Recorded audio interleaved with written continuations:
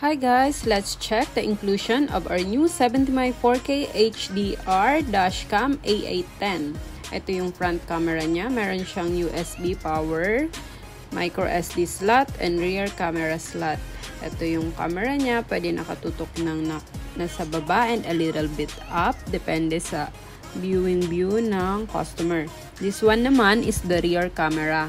Nakadikit siya sa likod ng windshield. So, naiikot siya.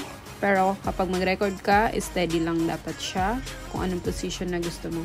Cigarette lighter port. It has 2 USB, yung power ng dashcam, at pwede ka mag-charge ng phone dyan.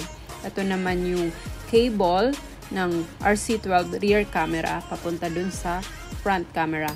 Dun siya ipa-plug. And this one is the USB power cord ng A810 mula sa cigarette lighter port papunta dun sa USB ng front camera.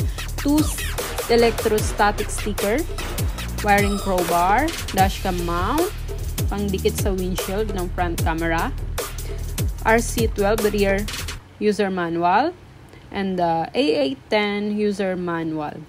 Thank you for watching!